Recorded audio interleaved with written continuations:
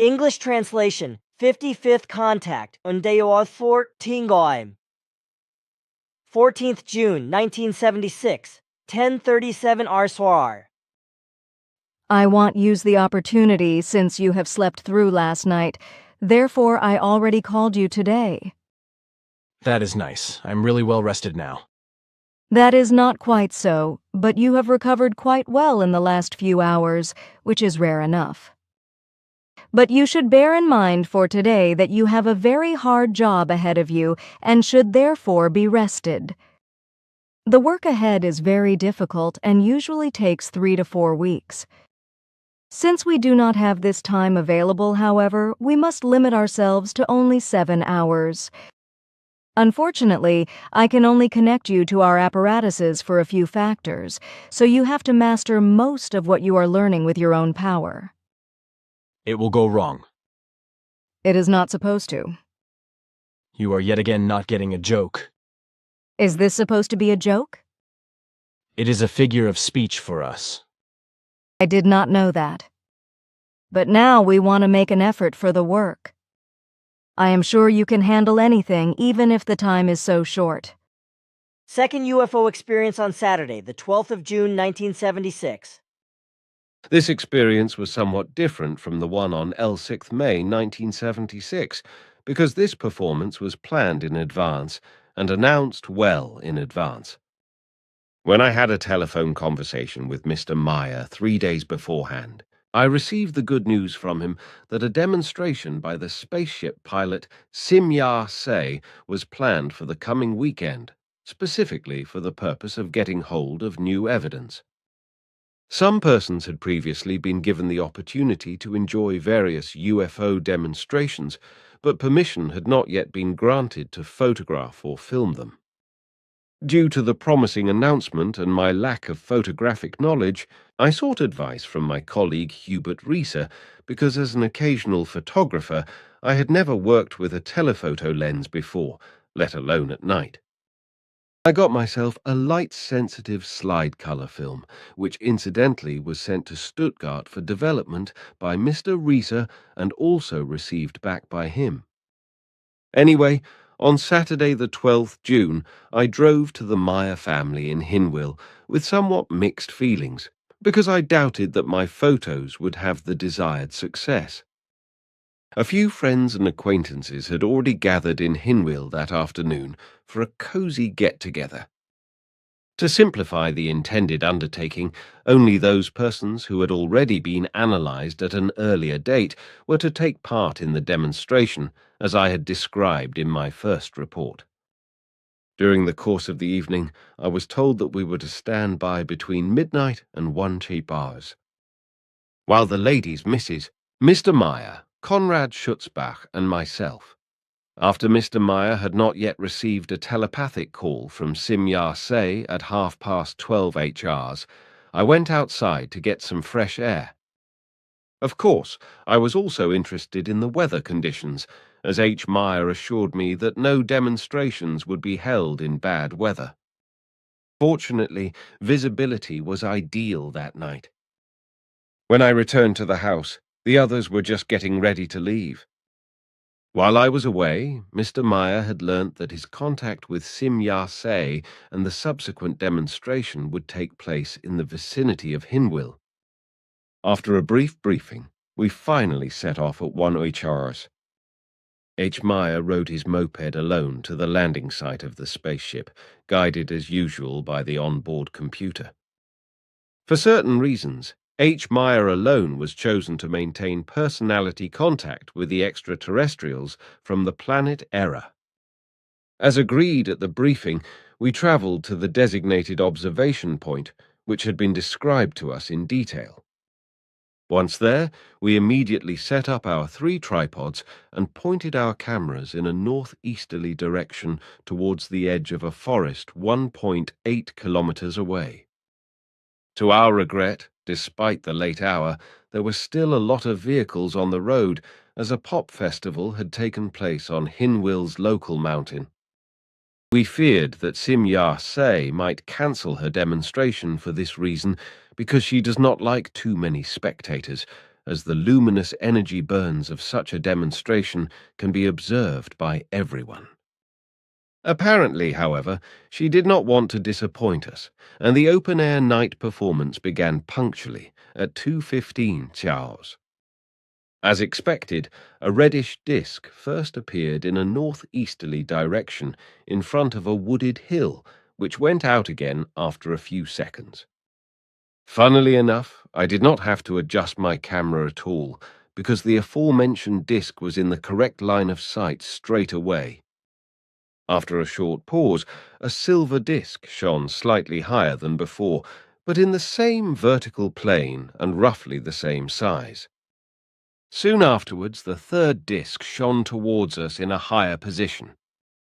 According to the ladies, it was supposedly three-coloured, which I personally did not really notice because I was busy raising the camera at the time. Soon afterwards, a silver disk appeared quite high above the horizon, dropping a glittering spray vertically downwards. For a better understanding, I would like to emphasize that although these so-called energy burns are generated by the spaceship, they are by no means identical to the shape of the spaceship. Finally, after the demonstration, we were able to follow the slow departure of the spaceship in the form of a red dot that rose up in the sky, becoming smaller and smaller until it finally disappeared from our view. The entire performance lasted no longer than 10 minutes. At around 2:38 Oz, a moped rattled towards us on a narrow country lane from the direction mentioned. It was Mr. Meier, who had also observed and photographed the demonstration after the contact. He told us that Meier had flown over to Austria and would land again on her return flight, but at a different location. We immediately changed positions together. Then it was again, stop and wait. Soon Mr. Meier drove into the nearby forest to the new contact point. To our great surprise, he allowed a member of the group to ride along on the luggage rack of his vehicle for the first time, in the hope that Unfortunately, the well-intentioned attempt was unsuccessful. We would have liked her to meet Meier face to face, but it was not meant to be. What a pity. Instead, it is just a good thing that she had at least put my coat on. Otherwise, dear Amata would have ended up freezing to death in the forest. In this respect, we were better off than she was, because we could crawl into the parked vehicles as we pleased. In addition, the two other ladies took care of our physical well-being as usual. They donated the cake, while Connie served hot coffee. We had not seen or heard anything about the landing or the spaceship taking off. On the other hand, the behavior of some of the animals seemed a little strange to us. The silence of the night was suddenly interrupted by a loud neighing of horses. At the same time, we heard a strange barking noise, which probably came from a fox. Last but not least, a bird the size of a raven fluttered over our heads. It is well known that animals are always alarmed when extraterrestrial spacecraft are in the vicinity. At 4 HRs in the morning, Mr. Meier returned to our waiting place together with Mrs. Incidentally, this was the 55th contact since the end of January 1975. I would now like to make a few comments on the photographic material. As already mentioned, we only observed 4 disc-shaped luminous objects and the reddish dot. However, the images we obtained produced different results. Connie Schutzbach's film footage shows only discs throughout. Connie's black and white slides and my colour slides, on the other hand, only show a clear disc shape in the first image. Mr. Meier's colour slides, which were taken from a much closer position and from a Hans Guck in die Luft perspective, but without a telephoto lens, show other shapes. The intense colours are admirable, but only come into their own when the projection images are viewed up close. We were completely surprised by an image showing a snow-white, pin-sharp number, the number 1. Anyone who has seen the illuminated figures has to admit that they were not created by an earthly fireworks artist, but the clever ones will certainly come up with what they think is a reasonable explanation for these phenomena. Hinwil, 14.7. 76 signed Guido Moosbrugger.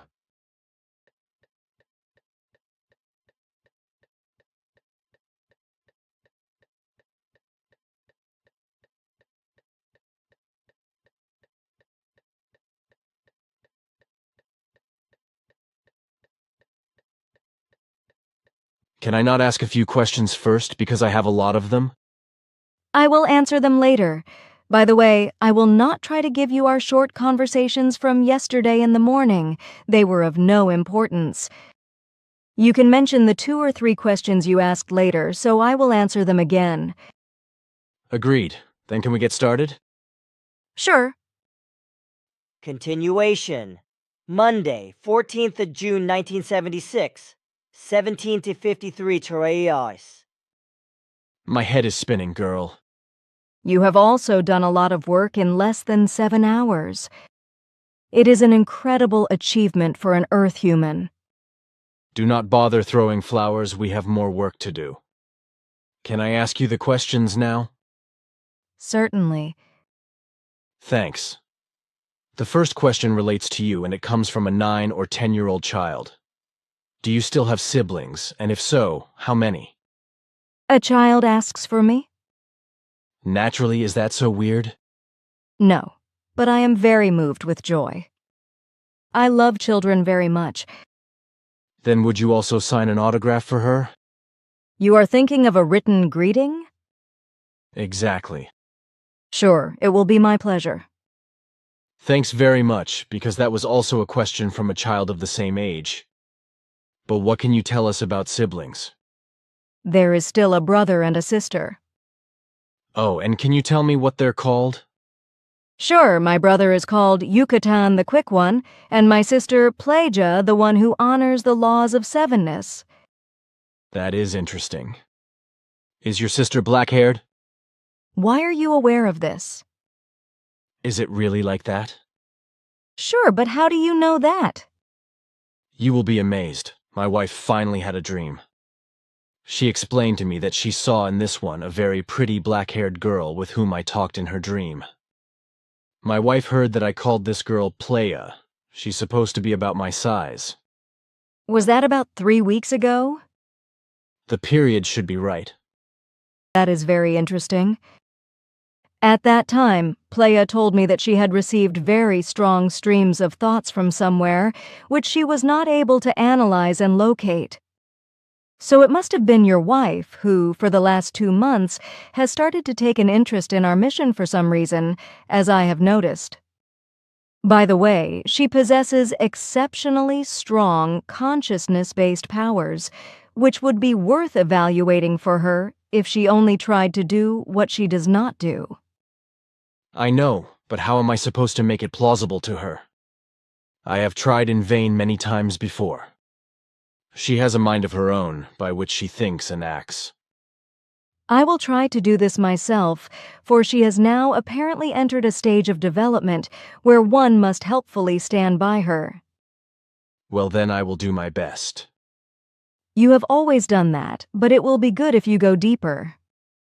But it will be a very hard extra work for you, because her mind is very much set on things, which are material-based and unfortunately also selfish in nature. It does not matter. I can take it. But I am sure it will be worth it, and she is also my wife. You will have to be patient and spend a lot of time. As if I did not have to. I can wait, for years even. I'm aware of that. Your patience is sometimes or even often too long-lasting. Well then, another thing. It is also a question from a child. How old is your father? 759 years. Is that after our time or after yours? It is calculated according to your time. Well, then I have here a question concerning our Earth, namely concerning the Ice Ages. How many Ice Ages has Earth had, and what exactly are they? You should know about that. Unfortunately, I am really not exactly oriented about these things. All I know is what else they taught us at school. Since then, however, everything has become obsolete and new insights have been gained. Besides, the question is not mine. Then I will gladly answer them, at least to the extent that I can do so according to my knowledge. The Ice Age, as you call it, is usually called the glacial period according to your linguistic usage. It is a term for a time, and at the same time for a process and a condition of a planet, namely when a world is completely or partially subject to an icing due to climatic changes, which you very inaccurately call a glaciation, because there are both small ice ages and large ice ages, and of course total ice ages, in which the whole planet is covered with ice. In this natural process, entire worlds, or, as in the case of the Earth, only large areas are covered with inland ice masses due to temperature drops caused by the Earth or extraterrestrial conditions, atmospheric changes, etc., which usually form gigantic glaciers. As I said, these processes are completely natural and also necessary for the development of a planet. This occurrence of ice formation is also subject to a certain cycle, which can be determined according to the size and type of the planet with a simple mathematical calculation, which results from the sevenfold nature. With the Earth, for example, or especially since your question refers to this world, the cycle lasts an average of 700,000 years. Which means that on average, every 700,000 years a transformation appears, which is fundamentally initiated, carried out and completed through a great glacial period. Between the cycles of the glacial period, however, interglacial periods or petite ice ages, which you call interglacial periods, also take place continuously. And since the Earth is already a planet that is evolutionarily very far after the Sun, it is no longer subject to a total glacial period unless special terrestrial and extraterrestrial influences bring about something else, but only very large areas are covered by ice masses, while the remaining areas, such as the Arctic and Antarctic and the glacial regions, become ice-free with a global shift of the climate belts. If the ice mass then disappears in one area, then another area is already preparing for a small or large glacial period. That's quite interesting. According to your interpretation, we would now have to skate into another smaller or larger ice age, which, however, still lies in the distant future. Of course, the Earth has been preparing for this for a long time, but the recent ice advances are no longer called ice ages, but stadial times. And it is true that everything is normal, that a new ice-forming period of extreme cold is still far away. Aha, you now said that this process repeats itself on average every 700,000 years. So we must have had 4 ice ages in the last 3 million years? Sure, but there are still several interglacial periods and ice ages in between. So interglacial? Sure, I explained. Well, you said that Earth was an evolutionary planet. In what way is it that... As you know, any form of life is subject to or is incumbent on constant change, a change from an evolutive point of view. As now the Earth itself embodies a form of life, it is subject to the same law of evolution, along with all its enlivened forms. The natural evolutive path of all life forms is universally uniform, and so is also any evolution on the Earth or with the Earth itself, which is also assigned to a waking or slumbering period like any other life form. But it is now the case that the Earth, as a living and life-form-carrying planet, is not able to slumber in its entire mass, because this would destroy all forms of life. Therefore, it lies in slumber only partially, that is by area. This happens because it, the Earth, together with extraterrestrial influences, causes temperature and climate changes all over the planet or in large areas, which are then covered with very dense ice masses. These then initiate the actual transformation. For through such a glaciation of large areas, all forms of life in the earthly regions have to adapt to the new conditions so that they are slowly transformed into other external forms. Animal, plant, and human beings, and also the planet itself go through a process of transformation that causes them to evolve more highly, for evolution can never be changed into retrogressive forms, but always only forward, which means that a transformation is only ever to occur towards a higher level, except when a decline occurs by destruction, etc. If therefore the Earth evolves normally, then only forward and higher, which means that, along with it, also the life forms develop higher in all their most diverse forms. Through such a global evolution, plants, animals, and human beings change into new and higher forms. This means that, for example, a beautiful flower transforms into a more beautiful one and is refined due to the evolutionary influences of the Earth itself, whose evolution itself takes place through the small and large glacial periods.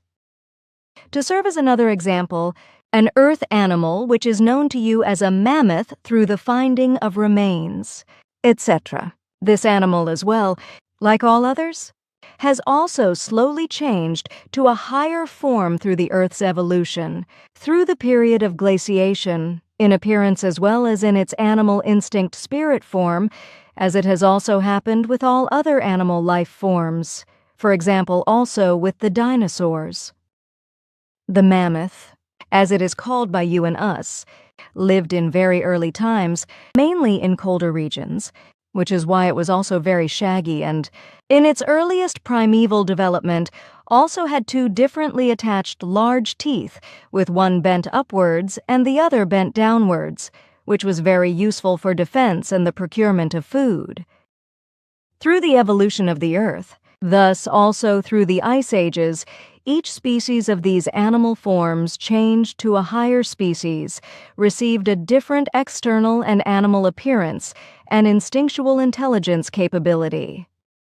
Due to these new evolutive circumstances, it migrated to warmer areas to further evolve, but where it no longer lives on the Earth today, not even in a changed, higher form.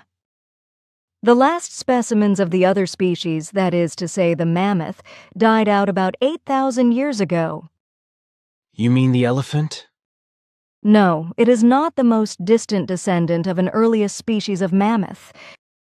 Gigantic plants and animals change through Earth's evolution to new, different-looking life forms. That was actually clear to me in the main features. How do you think biologists and zoologists would react if they were told that? They would dismiss us as insane. They are still very unfamiliar with the truth. Okay, you are right about that. They just want to know everything better and do not want to be lectured. But now another question. Ascot once said that Pope Paul VI would be poisoned shortly after he took office. In contrast to other statements that have always been confirmed, this statement of hers did not come true. Can you tell me why not? It has occurred, and 2 years after his appointment as chief pastor. You speak in riddles. How am I supposed to understand that? Pope Paul VI is still alive, and yet he has been poisoned and is therefore dead. So this really goes beyond my spiritual horizon. I want to explain it to you, but you cannot make it public yet. I can promise you that. But what about the group members? I can tell them, or... Sure, but only in complete secrecy. It shall be so. Then you cannot mention it in the report, at least not yet. At a later date, however, you will be allowed to. I will just erase it. Good.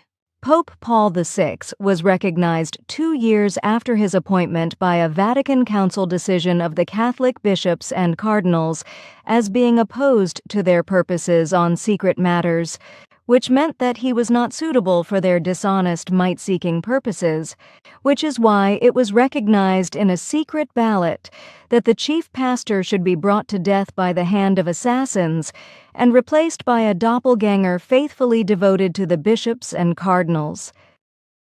So Pope Paul was murdered by poison and replaced by a cardinal of striking resemblance. Oh, that is how it is. So that is the answer to the mystery. There must be silence about it, at least for the time being. I am sure it will. Now listen again. In the night from Whit Sunday to Whit Monday, we observed different light phenomena in the area of Robenhausen and at the private airfield, Speck, near Feraltorf. We were at Bachtelberg then, as you know, and you told us then that we should be patient with observations. The lights must have been some beam ships. Was that you or someone else? Are you sure it was where you just said it was? Definitely. In the night we assumed that it had been at the military airfield Dubendorf. But in the meantime, I noticed exactly that it was stuck behind Robenhausen towards Feraltorf. You explained that yesterday, and that is why I contacted Quetzal for clarification, who yesterday night analyzed everything in that area. None of us was there, but it turned out that there was indeed a ship, but of unknown origin. Quetzal was able to clarify that it was a ship with an electrical energy combustion engine that was apparently in distress and had a defect that could be repaired. They pointed out clear residues of radiation traces, together with combustion phenomena in the plant world, as well as that 4 fruitless start attempts had been undertaken, but that the 5th attempt succeeded. This also explains the intense glow you have seen. With the yellow light appearances, we noticed in the grass of the airfield that 4 further ships of the same kind must have stayed there. There were no burns to be found, but residues of electrical radiation energies. According to the measurements, these were probably small ships with a diameter of less than 4 meters. These devices must have escaped our monitoring as they were not registered by us. They were certainly surrounded by protection shields. Moreover, these apparatuses are no longer in terrestrial space, which Quetzal was able to analyze, but this does not mean that they will not come back. That's enough. That's all we wanted to know. Now another question. Have you ever heard of an alloy containing 92% potassium and 7% palladium? Where does it come from, and what purpose does it serve? Nothing is known to me about such an alloy. Do you have more details than I could inquire about it? I do not know anything else about it. I guess it's not that important. But much more interesting would be the answer to the question whether Ganymede, the moon of Jupiter, is inhabited, and whether it is perhaps a spaceship. Ganymede is a very metal-like small planet and not habitable. There are no people living there either, but there are a few alien human life forms that are stationed there for a short time. But it is not a spaceship. But the life forms that are stationed there maintain the contacts with the Earth humans? Sure, because they are the Giza intelligences. Oh, that's how it is. So Ganymede serves them as a station. Sure, but otherwise it is uninhabited and also uninhabitable. Well, I got you some names like here. Lord Meru, Bur Meru, in the Andes in Peru. Then Lord Kenichihan Uxmal, Berg near Merida, Yucatan. Royal Teton in Wyoming, and Banff in Canada. Do these names mean anything to you? Of course. These are the names of the places of the Great White Brotherhood, which fraudulently designates these places as spiritual centers, the first 3 being physical centers and the last being an ethereal center.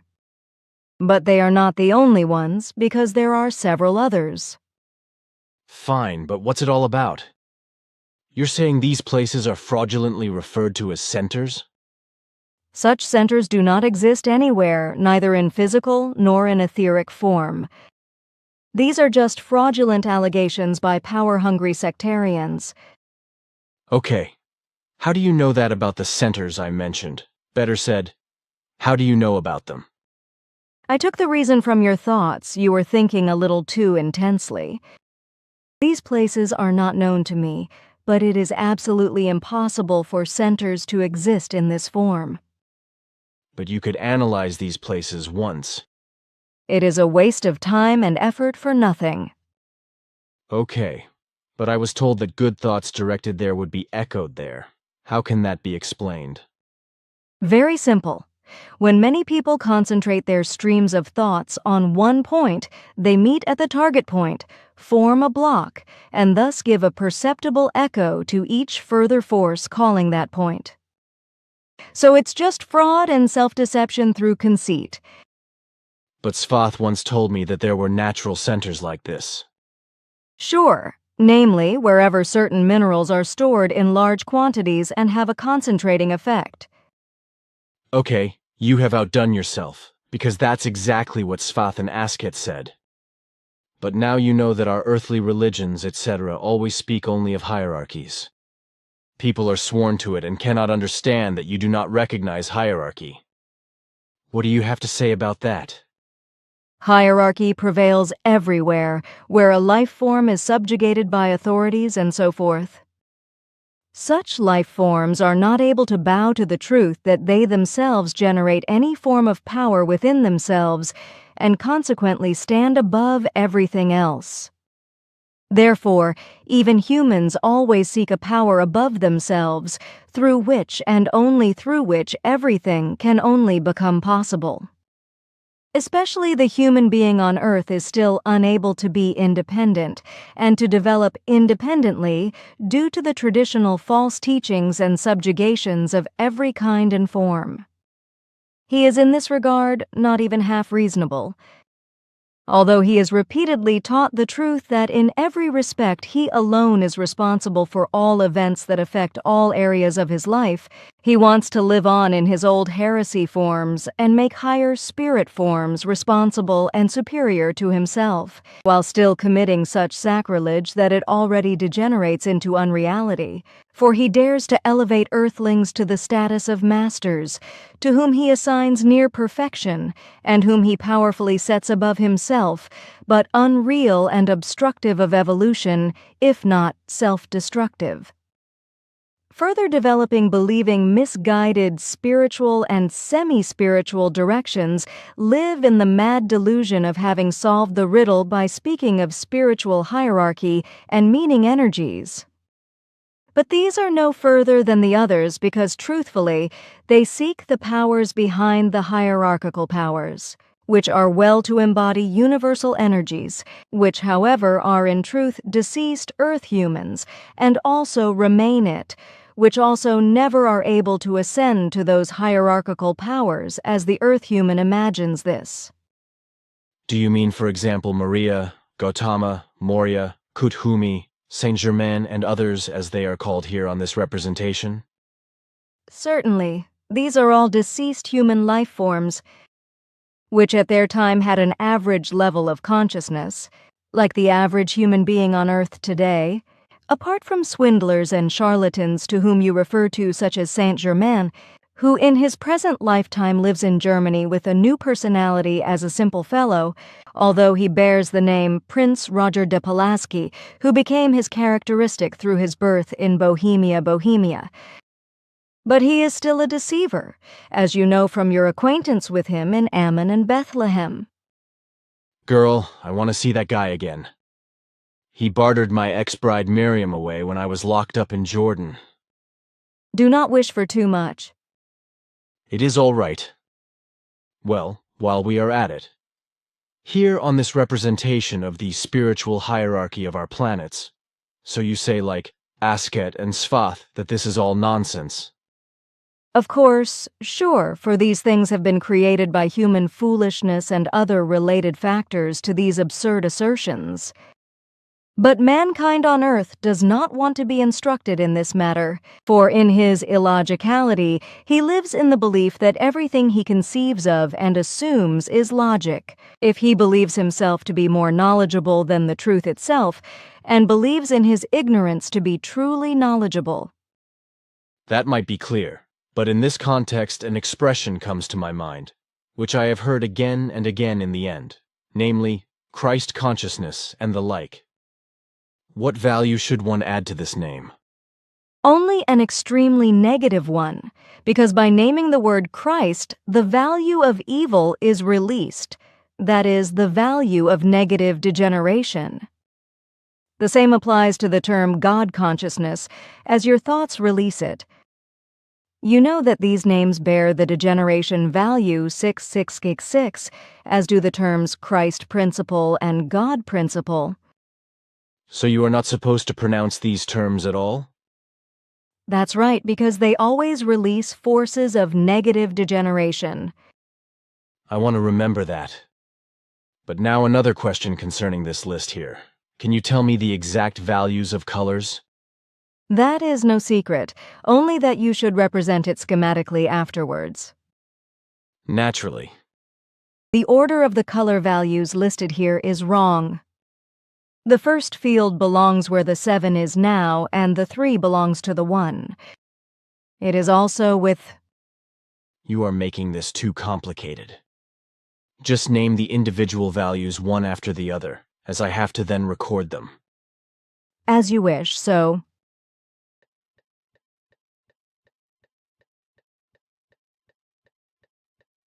These are the color values, ordered according to the level of consciousness. The values are also valid for the color radiation of each life form, whereby it can be classified very precisely in its values of its level of consciousness. So this would practically be another way of determining the level of consciousness as you have taught it to me today? In a sense, yes, but the color values also refer to the life forms that cannot be calculated. Oh well, then this means an extension in recognition. That is so. Now, another question. You explained to me at the beginning of our acquaintance that your beam ships are equipped with a light-emitting drive and further with a tachyon drive. Is that why you call the ships beam ships? No, because the drives you mentioned do not correspond to direct beam drives.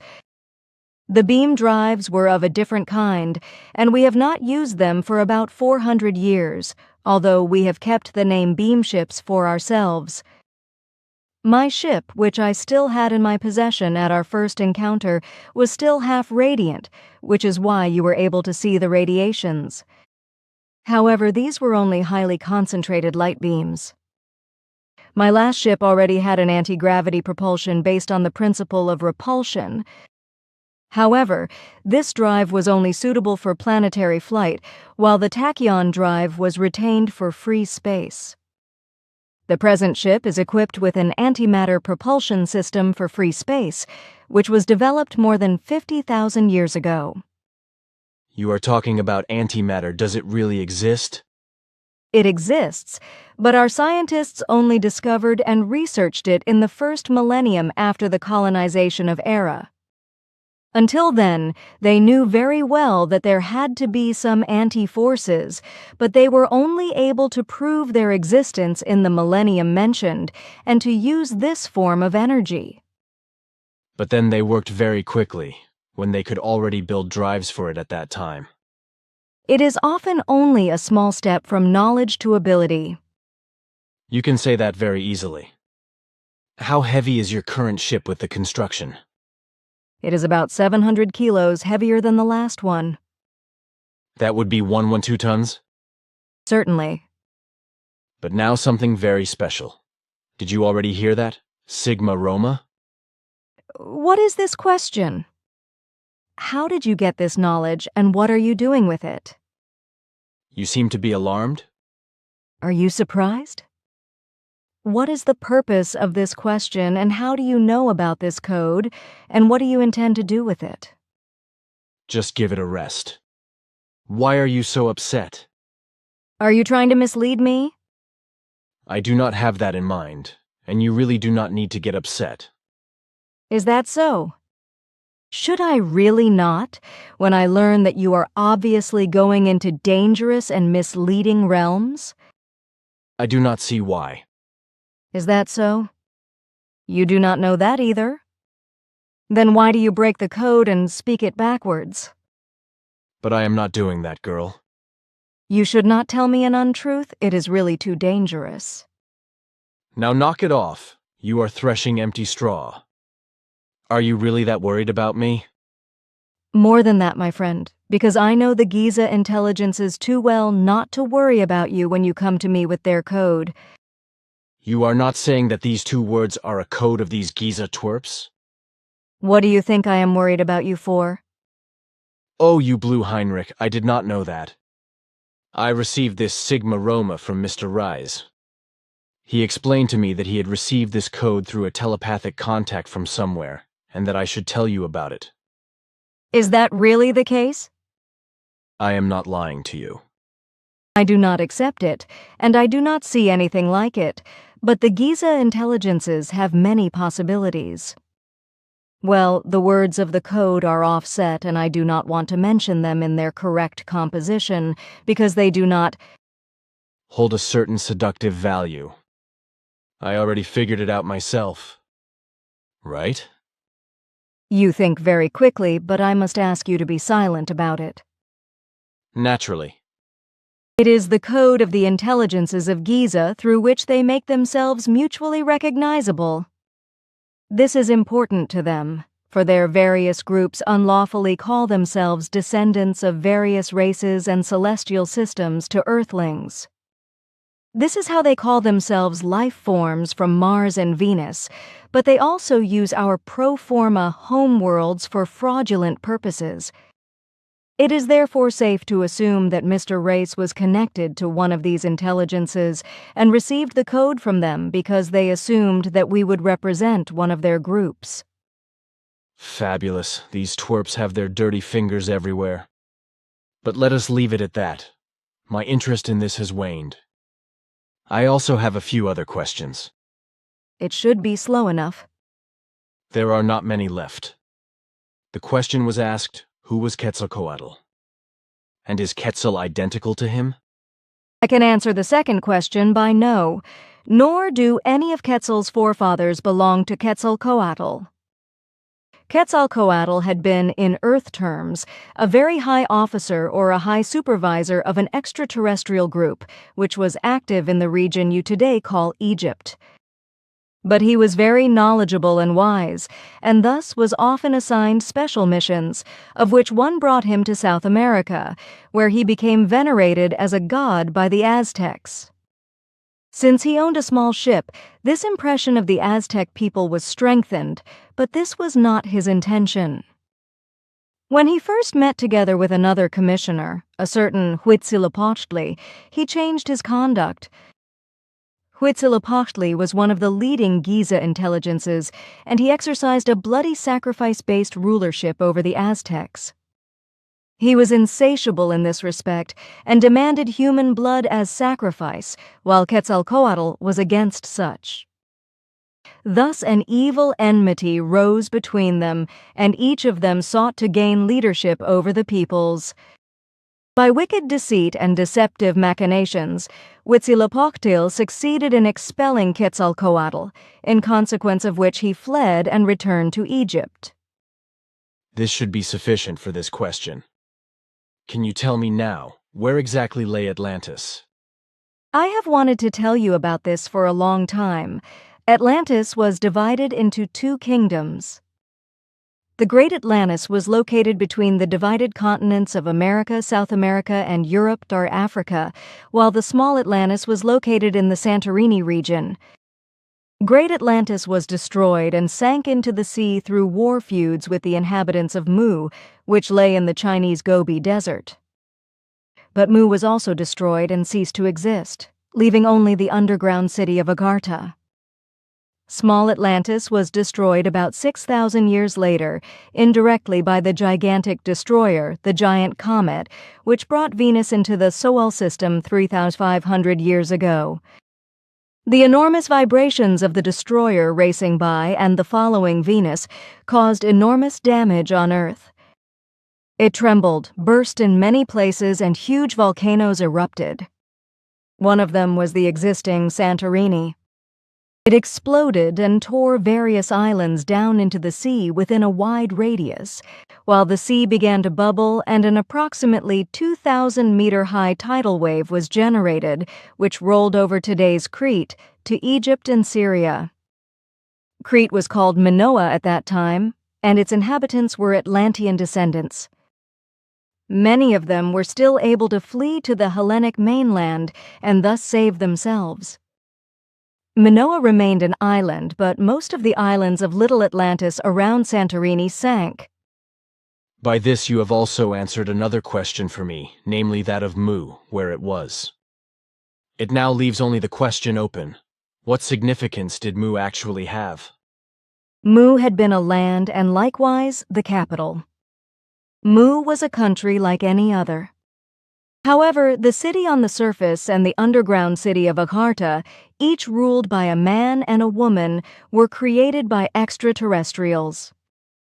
Neither the country nor the cities were of special importance, except that they had been built and inhabited by extraterrestrials from the Lyra system, and also destroyed again. That should do it. A further question is whether Earth humans, if they have developed accordingly, can incarnate on other star systems, that is to say on their planets. Your question is illogical. You know very well that this is not the case, because a life form can only incarnate again and again on that planet where it is also different or isolated. I know that the question was not mine, nor was it my next. Do beings from other stars or planets incarnate on the Sun or Earth? And if so, with a certain mission? Just as on Earth, deceased life forms can only incarnate on those planets or worlds on which they lived until their death. But if several extraterrestrial intelligences incarnate on Earth, which very rarely occurs, then they were brought here or will be brought here during their lifetime, because then they lived until their death, lived and then of course incarnated or incarnate here. It is never the case that beings die on other planets and then incarnate on Earth, because both the spiritual and the physical forms are planet-bound. It would therefore not even be possible, according to the laws of sevenness and cosmic order, for a life form to die on an earthly neighboring planet and incarnate again on Earth if the neighboring planet naturally carried life forms. That should be quite logical. The next question is there the Great Assembly in the Arctic? And I'd like to ask you a second question. Is Midnight Mountain a reality? The first question is a mad and unreal concern of a sectarian organization of similar value to your first questions concerning the spiritual centers. I cannot answer the second question because I do not know any data about a Midnight Mountain if it is not Mount Shasta. I am afraid I do not know either, but I would like to ask. Now it should be enough for today. Just one more question or two. Wait a minute. Yes, there are still 4 questions. Good, but then it should be concluded. Certainly. Here. What powers or mights support the Freemasons, if there are such powers or mights at all, which I doubt, however, if it is not the Giza twerps who are up to no good? I do not know this exactly, but I will strive for an exact clarification. Thanks. Do you know the prophecies of the Mongols and what they say about their rule on Earth? I suppose you only have questions that I cannot answer. Don't you know it? Unfortunately, no, I have never heard about this. Fine, then you do not. And now, the second last question. Does the white race still have a mission in the Age of Aquarius, and will it be able to carry it out? All human races on Earth have a task to fulfill, and when they finally recognize and acknowledge the truth, they will also complete it together. There is no race preferred or disadvantaged, because all swim in one boat without difference. The life forms referred to as the white race have no special task whatsoever, as is assumed, which undoubtedly sounds out of the question. It is not set above others either. Okay, I certainly did not mean that. But now the last question. Are the solar powers high entities? I already answered that question when I was talking about hierarchy. The solar powers are no less entities than are all other universal energies. That answers your last 4 questions. Are you in a hurry? I should be long gone by now. Well, gosh, why did you not say so? Then I would have postponed my questions. You tried so hard, I did not want to do this to you. You gave me a lot of pleasure. But look, please, I have here still another book and different questions and notes of Mr. Ing. Ray's, to whom you have already made the tables. Can you take the material with you and work through it? Sure, I will do my best. Thanks, girl. I already told him it might take 2 to 3 months before he gets the message. That was very sweet of you, because I want to look through everything carefully and in peace. I will do my best. What I still want to tell you, Quetzal will give you more details about Amata in the next few days. By the way, it was unreasonable of you to take her to the glade. You know that I am not allowed to talk to her and that I cannot do it for my own sake. On the other hand, consider the Earth-human vibrations that are dangerous for us. I know, but I still had to try, you know? Sure, but it was not reasonable. But now it is really time. I have to go. Goodbye and many greetings to all our friends, also to your wife. I would gladly pass on the message. Goodbye. Say hello to your sister, too, if you should see her. You know, Playa. She will certainly be pleased because she is together with us on our station. Oh no, is that really true? Sure, but now farewell and goodbye. Goodbye. Take care.